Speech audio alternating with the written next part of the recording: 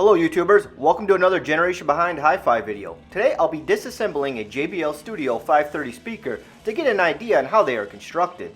If you are interested in the Studio 530s, make sure you check out my in-depth review video on them. I'll leave a link in the description. If you'd like to see more videos like this, make sure you smash that like button.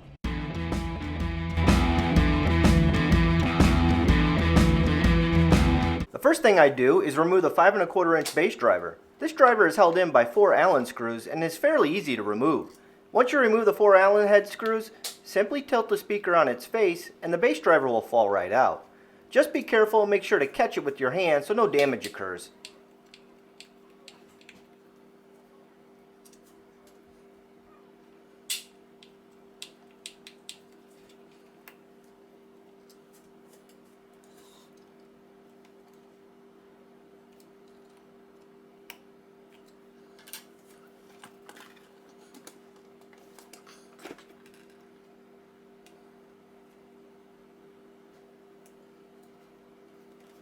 To remove the speaker cables that are connected to the bass driver, you'll need to press on the tabs on each speaker terminal. Once you do that, the cables to the speaker will release. The bass driver in the JBL Studio 530s is pretty nice. It has a vented motor structure and a cast steel frame. The cone from the bass driver is made from polyplast, which is proprietary cone design to JBL. And from what I have read, it's basically a cone design whose construction consists of 2 thin layers of plastic sandwiched on either side of a thicker layer of paper. To be honest with you, I wasn't expecting this level of quality from a speaker that goes on sale quite often for $300 to $350. Even the crossover network is pretty decent for a set of speakers that regularly sells for under $350. I wasn't expecting to see any air core inductors at this price point, but they're on there. There are also some cheaper components like iron core inductors, sandcast resistors, and electrolytic caps, but that's to be expected at this price point. Even Danny from GR Research commented on how well the JBL engineers did on this crossover design, considering the cost constraints they were working with.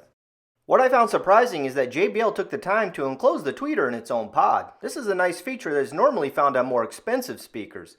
By giving the tweeter and bass drivers their own enclosure, it reduces coloration and improves mid-range clarity. I gotta give props to JBL for this nice attention to detail on such a budget-oriented speaker. The cabinet is made out of 3/4 inch MDF and the inside walls are lined with dampening material. JBL included 2 sets of binding posts on the Studio 530s, which is surprising because most speakers at this price point only include 1 set. Even my KEF Q350s that I recently purchased only have 1 set of binding posts, and they have an MSRP of $750. 2 sets of binding posts will give owners the ability to either buy wire or buy amp their speakers, which is a nice feature to have. I wanted to test the binding posts to see if they were ferromagnetic, which isn't a good thing to have in the signal path. The good news is the binding posts are not ferromagnetic, but the nuts that connect them to the mounting cover are.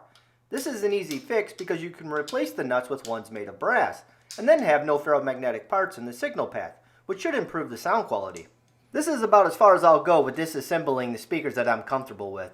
To remove the tweeter is much more time consuming and it risks me damaging the cabinet and also the tweeter itself, and I don't want to take that chance.